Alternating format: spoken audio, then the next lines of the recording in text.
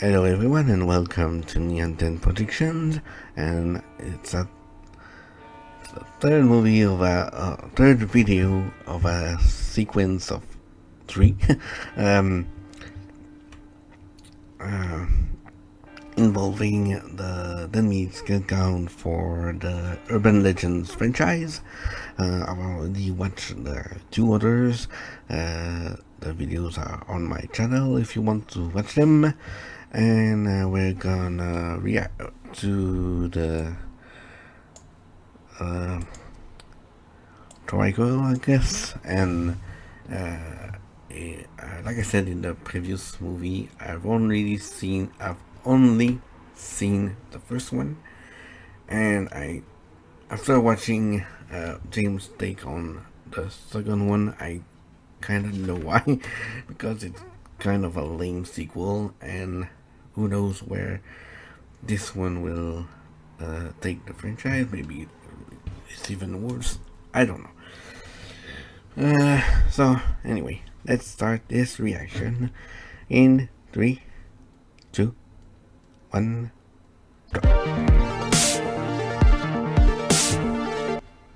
Welcome to the Kill Count, where we tally up the victims in all our favorite horror movies. I'm James A. Janice, and today we're looking at Urban Legends Bloody Mary, released direct-to-video in 2005. While I grew up watching the first two Urban Legends, I had never seen this threequel before deciding to cover the series. All I knew was that it was direct-to-video and suddenly supernatural, a pivot to the early aughts trend of J-horror, which made stringy, long-haired ghost girls all the rage. I was surprised to learn this movie's not egregiously bad, at least for a low-budget horror film made in 2005. It still sputters out in its third act, like many slashers, but at least it's coherent, unlike the mess we got for Final Cut. Bloody Mary was written by Michael Dougherty and Dan Harris. Mike Dougherty's the man who gave us Trick or Treat and Krampus, as well as Godzilla King of the Monsters. What I don't understand is the timeline here. This came out 2 years after X-Men 2, which Dougherty and Harris also wrote. X2 was fucking huge. Was this an old script from before they made bank? Or was this a fun little project to do before they went and wrote Superman Returns? Why is this movie there in their filmography? Their script is mostly unrelated to the first two films. It follows the spirit of a murdered high school girl from 1969 who kills present-day teens in ways that evoke urban legends. The suddenly supernatural sequel and high school date rape revenge elements remind me of two other slasher sequels that were much more solid: 1999's The Rage Carry 2 and especially Hello Mary Lou Prom Night 2, one of the greatest what the fuck horror movies ever made. Like that film, this features a girl named Mary from a bygone era whose spirit gets vengeance on the people who wronged her. If only this were as interesting as Prom Night 2. There's just not too much that stands out in this third urban legend, aside from it being a nice time capsule of 2005. We're talking tanning beds, t-shirts over long sleeves, and lines like this. You gonna hook up that one chick,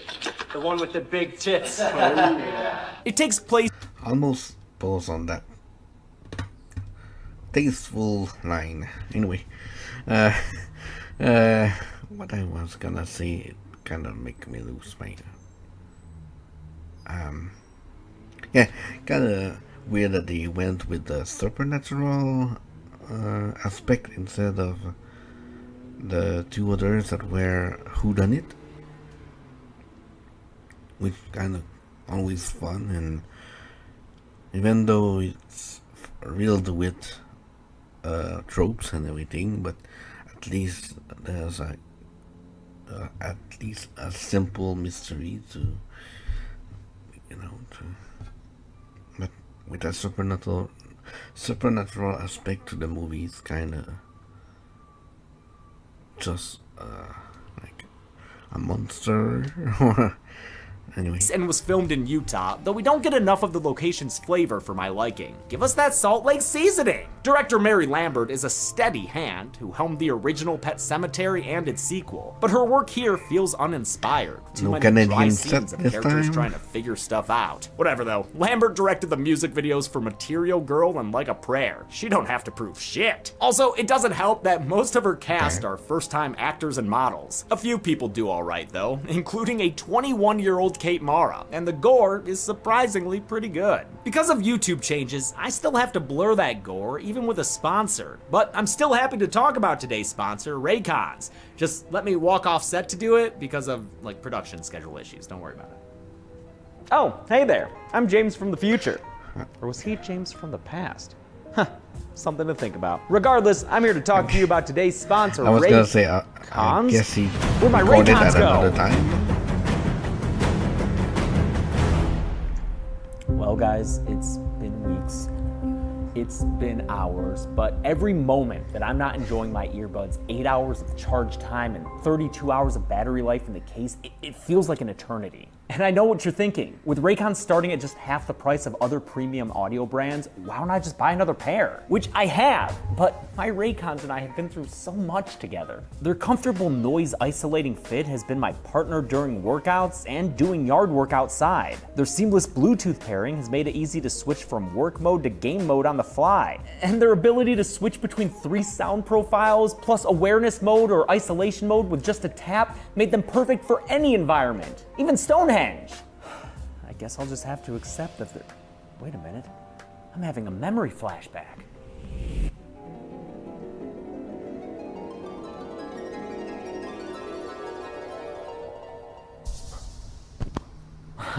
Well, this is embarrassing.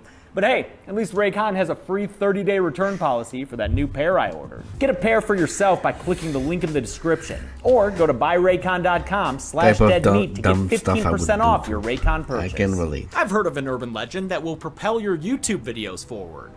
Except get to the kills. In this case, it was a skit for for an ad. In my case, it's just being done. Let's get to the kills. Let's get to the kills. The movie begins with a title card. Oof, really? That's the font you're going with? It's 1909 in Salt Lake City. Not that we'll get to see much of it. A chick named Mary Banner is standing there like a weirdo when she's joined by her friends and their lettered jack-off dates. Can you imagine having 69 on your varsity jacket? I would have been insufferable. The dudes get date rapey in a hurry, doing a roof job on the punch, which the ladies drink down until they're being escorted outside to the Predator mobile. Mary quickly realizes what's happening as Queen Dawn of the Homecoming teases her. Do you think he would ever touch you? I mean, he literally is right now, Dawn. Mary kicks this dude Willie in the willy and escapes back into the school, choosing to hide rather than return to the very public dance. Willie corners her in a back room and tries to write off their drugging as merely a Mary misdemeanor. It's just a little prank. Dude's ideas of pranks also extends to face punching, which knocks Mary into a desk and cracks her head wide open. When she's unresponsive, Willie cleans up the killie by stuffing her body into a trunk, collector style. More than 30 years later, Mary's fate is told as an urban legend to Sam Owens by her friends Mindy and Martha, who just wandered off the set of Slumber Party Massacre. They're here instead of at the homecoming dance because Sam went after the football players in the school newspaper. Maybe if you weren't always speaking out, like in the school newspaper, maybe we'd have dates to the homecoming dance. Sorry, ladies, Zoe Barnes always gots to get the scoop. Since Martha's actor is doing such a good job here, they let her give us the perfunctory urban legend definition. An urban legend is just a made-up story that people keep telling as if it was true. They mention the pop rocks and soda thing, like you gotta, and then get to the titular tale. Say Bloody Mary's name 3 times and she shows up. That's not even a real urban legend. That's just like that movie Candyman. Actually, Martha, you have to say Candyman's name 5 times for him to show up. Thank you! Oh, back to the pillow fights. Okay. Ha, you gals. When they finally pillow themselves out, they go to sleep. Get nerd on, bitch. Though not before Sam recites Bloody Mary's name 3 times.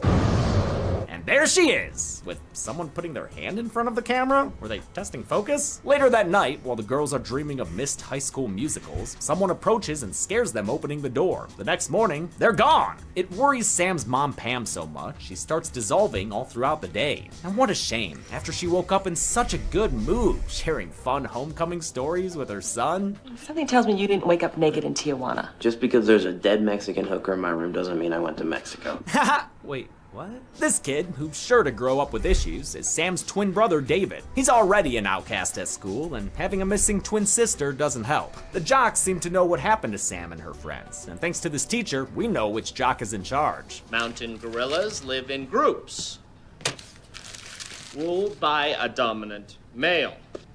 The head ape is spiky-haired, chin-strapped Buck Jacoby, and he and his bros definitely had something to do with the missing girls. Sam returns home that night, first in a reflection, which is a nice touch. But she's unable to remember what happened to her and her friends. They say they woke up in an abandoned mill on the other side of town, and blood tests reveal that they were roofied, but not abused. The sheriff says not to worry. Could be the girl's idea of a practical joke. Yeah, I'm sure that's it, dude. Whatever happened, Sam... Yeah, that happens all the time, right? Gotta roofie yourself.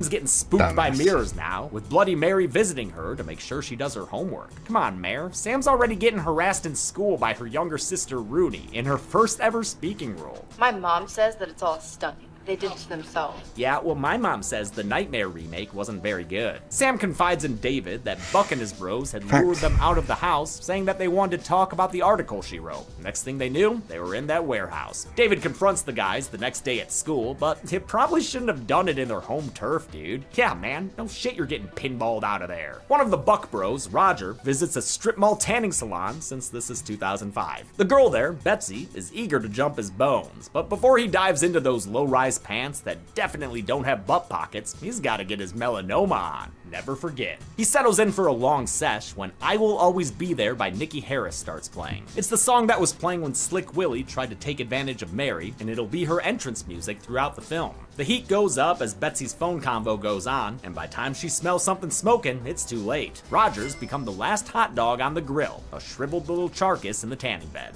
Wait, what the fuck urban legend is this supposed to be? Sam gets her homework dropped off by Heather, who used to be a childhood friend, but now they're in different social groups. I guess this time it's more about the overall like title instead of having all the kills based on urban legends. It's just about Bloody Mary, and the rest is just random kills, I guess. Groups, with Heather dating 2Buck Buck, who's also an abusive fuck by the looks of it. Heather still defends his actions to Sam. Look, what happened to you was just a little payback prank, and I had nothing to do with it. What?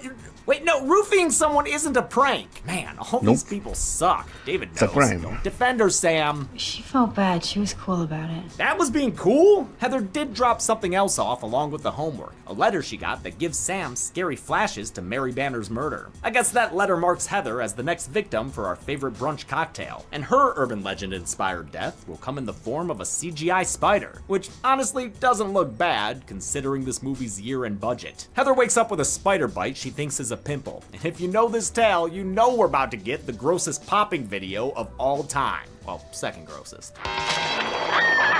It starts with a Battle of Geonosis style zooming on her face as a spider comes out. The first of oh so many, just crawling below the surface. Her face is soon covered in copy and pasted CG spiders, which spread to her body and pretty much all over until she's smashing her face straight through a mirror. It leaves 2 glass shards sticking out the top of her head. And the only thing Heather can think to do is peel her fucking face off? Holy shit, this is disgusting. Wow, I did not expect this movie to get me like this, but Heather's death is certainly a solid one. Mark Villa. At least the kills were the kills are better than the sequel. Lobos did this movie's special effects makeup and had previously worked on the wonderful Uncle Sam. I love all his work on actress Audra Leah Kenner here. The bloody meat of the fake face she tears apart looks great. I'm sad so much of it wound up getting covered by digital effects in the film. Same with the spiders. They had an orb weaver spider wrangler on set, but I can't spot any real looking ones in the movie. At Heather's funeral, Buck glares suspiciously at Sam and David. He thinks they've killed Roger and Heather and says as much to fellow football feller Tom. He tells Tom to meet him that night for more Just a Pranks Bro, but Tom ain't gonna make it if he keeps seeing ghosts in the road. Holy shit, was I seeing things? Well, if I wasn't, I'd better soon. All those road beers are burning through Tom's bladder, but when he goes to pee on an electric fence, Nikki Harris starts playing from his truck, signifying that he's about to get fried, which is apparently an urban legend, I guess. Bloody Mary turns the power on, sending a shock through Tom's dong and giving this town a corpse the EMTs won't soon forget. Holy shit, this guy's dick is smoking.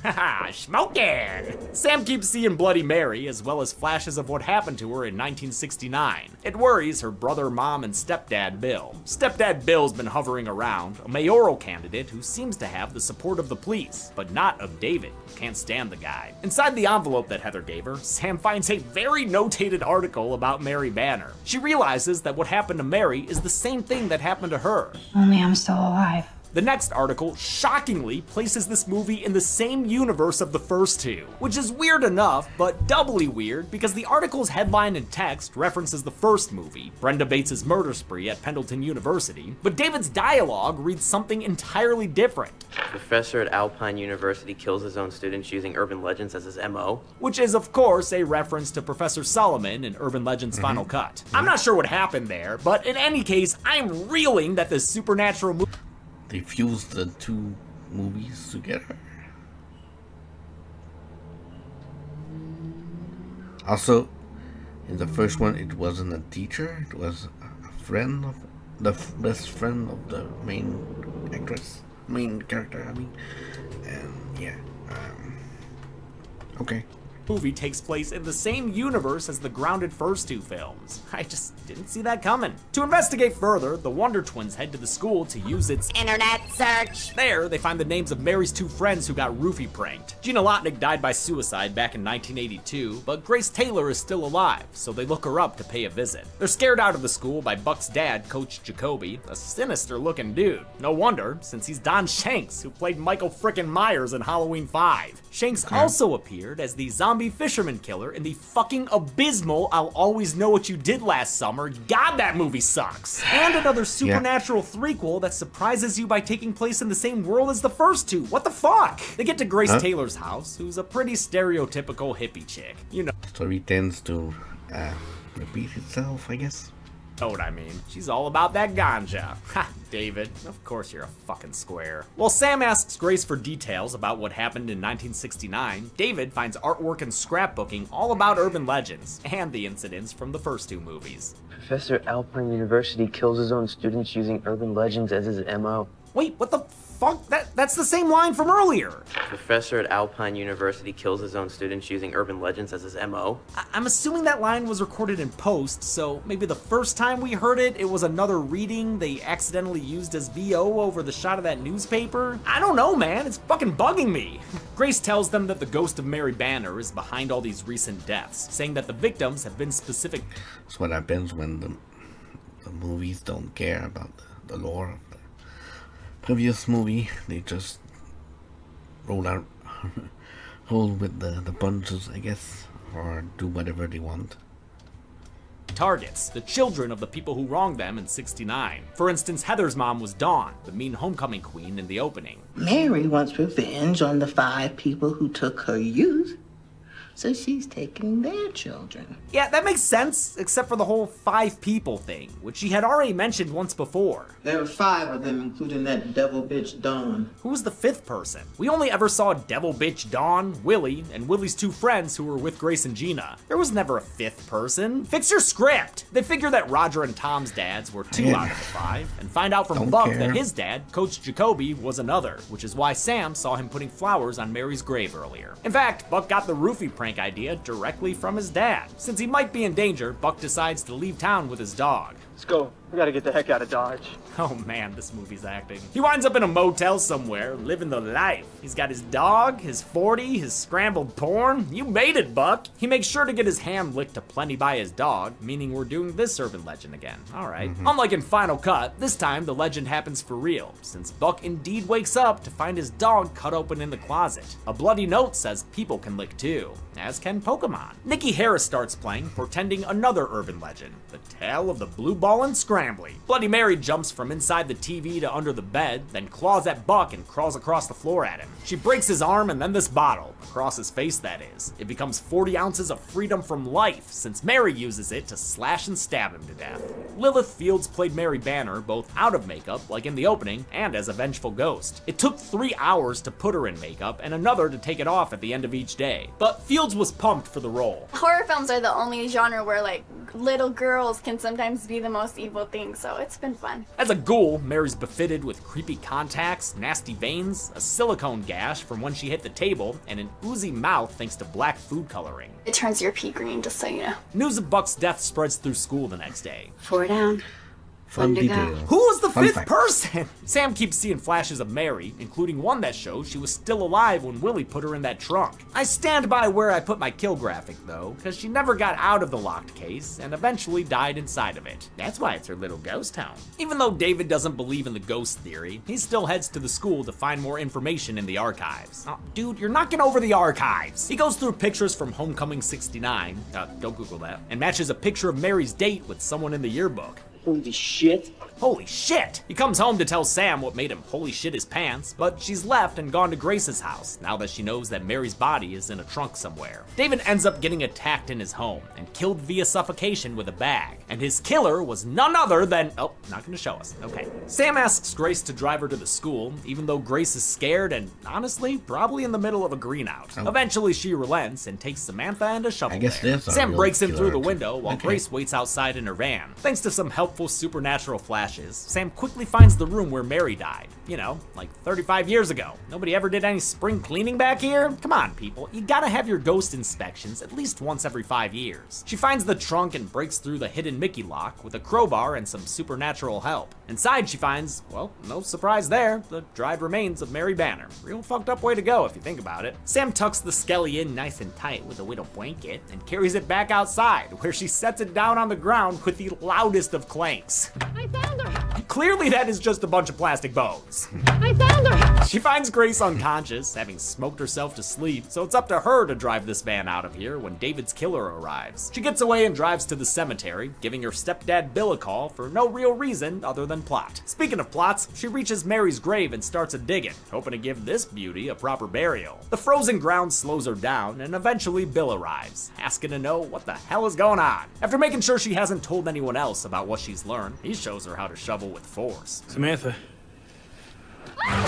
Yep, stepdad Bill is Willie, the date-raping guy who killed Mary Banner by locking her in the trunk. He also killed David. Coach Jacoby was just a red herring. Despite Buck admitting that his dad had been involved, he must have been one of the other two dudes, or the secret fifth guy. Bill's trying to kill Sam when Grace finally wakes up and intervenes, but she's knocked out pretty quickly, allowing Bill to chase after Sam some more. Yeah, Sam, you've got to trip in these cases. Give the slow-walking killer a fair chance to catch up. Wait a minute, slow-walking? Ed Marinero was an NFL running back. I mean, I hear he was slow talking recently, but dude could run. She ends up getting the jump on him and thwacks at his head a couple of times, but he throws her off and knocks her out with a couple of kicks. He drags her back to Mary's grave, ready to win this buried alive match, but first he's gotta, freaking decapitate her with a shovel? Holy shit, Bill! All of a sudden, Nikki Harris pipes up from the van, signaling another visit from Mary Banner and her ghostly gams. She confronts Billy Willie, looking way less bloody than usual, until it's time for her to finally get revenge. As Sam and Grace watch, Mary grows a ghoulish visage, then spits out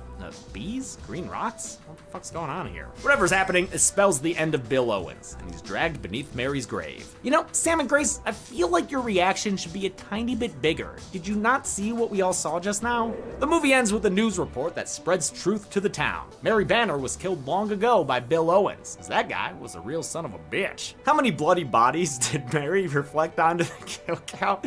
Let's find it. Molly, quit licking my feet. I gotta get to the numbers. Molly's right here. People can lick too! Zoran! No, man, that's so inappropriate. What the fuck? We're gonna have to have an HR meeting now. I thought it was funny.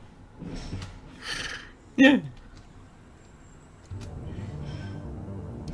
7 people died in Urban Legends Bloody Mary, with the victims consisting of 5 men and 2 women. Oh man, did someone spill blue curacao in that Bloody Mary pie chart? We've seen this count and breakdown 3 times before on the kill count, including just recently when Chelsea covered bones and all. With a runtime of 93 minutes, that left us with a kill on average every 13.29 minutes. I'll give the golden chainsaw for coolest kill to Heather Thompson. It's got a little... I forgot that I usually try to guess the...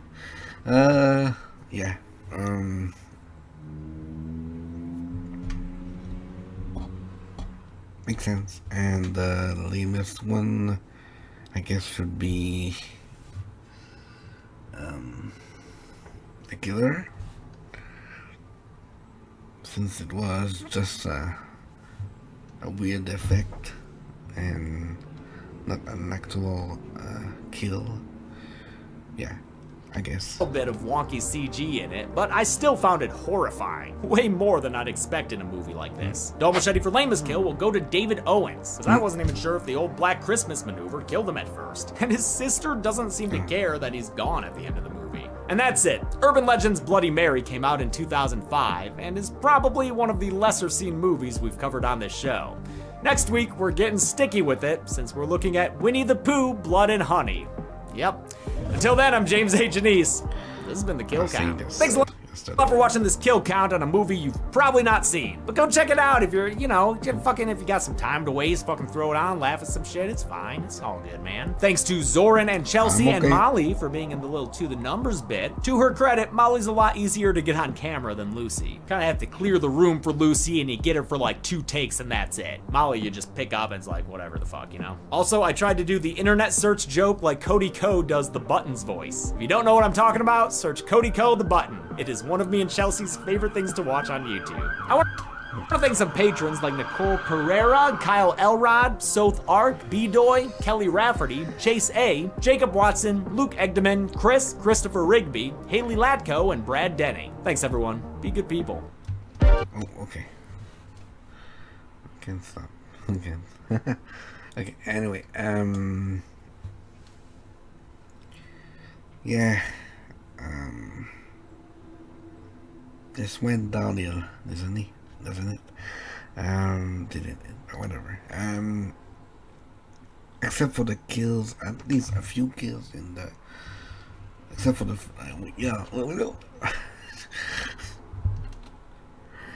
let me regroup my thoughts for my current sentence. Okay.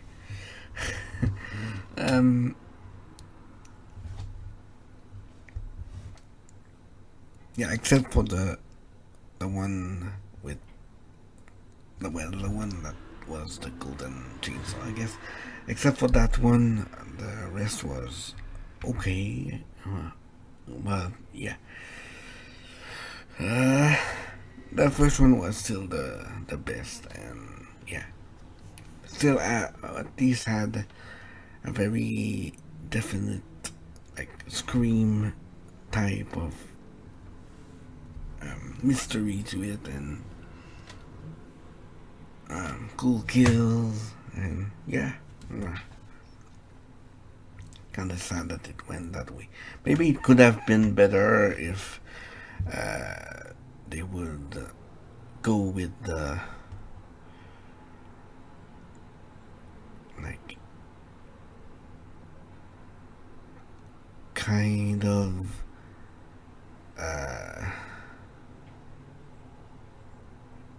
end credits in the sequel and have the 2 killers from the first 2 being the killer in this one, instead of an original story that was not that great and done multiple times anyway, too, with that weird supernatural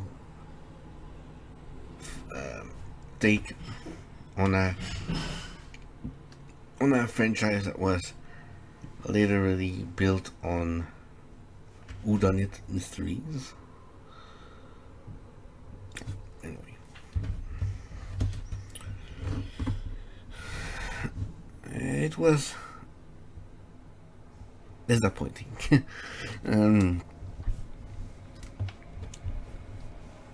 Anyway, yeah, if you made it this far into the video, thank you for watching.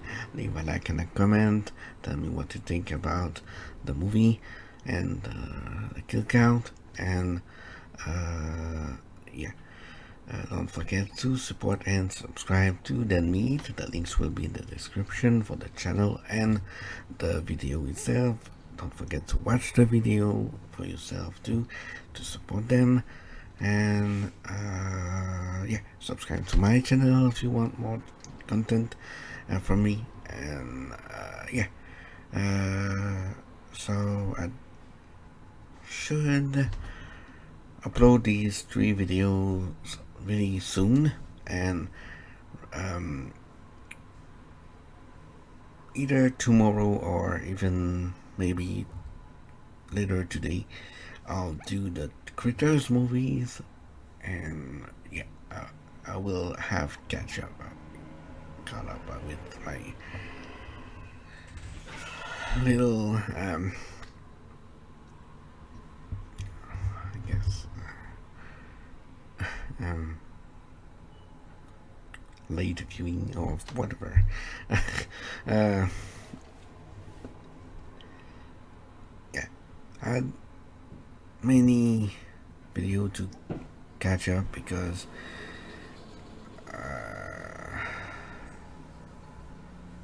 was kind of on other projects during the last month, so I basically missed 1 full month and maybe a little more than that of content. And yeah, it really shows, and I have to catch up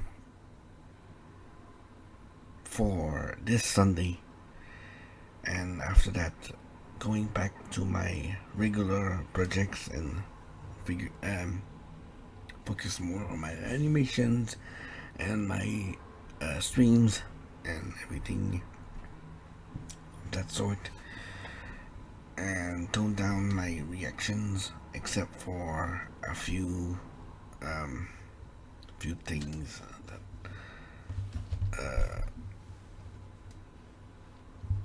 I still want to watch or react to. And yeah, other than that, if you have suggestions to something that you want me to react to, you can always suggest them or do a recommendation anyway, anything you want, and as long as it's TOS friendly. And yeah, so I will see you in the next videos for the kill counts of the Critters franchise, and it should be fun. Again, probably similar to Urban Legend. I haven't seen all of them. I remember the first one, that's for sure, and a few of the sequels, and I know there's a popular actor that started in one of the sequel. I don't remember who, and that's about it. Yeah, okay, anyway, that's about it, and I will see you in the next video. Bye bye.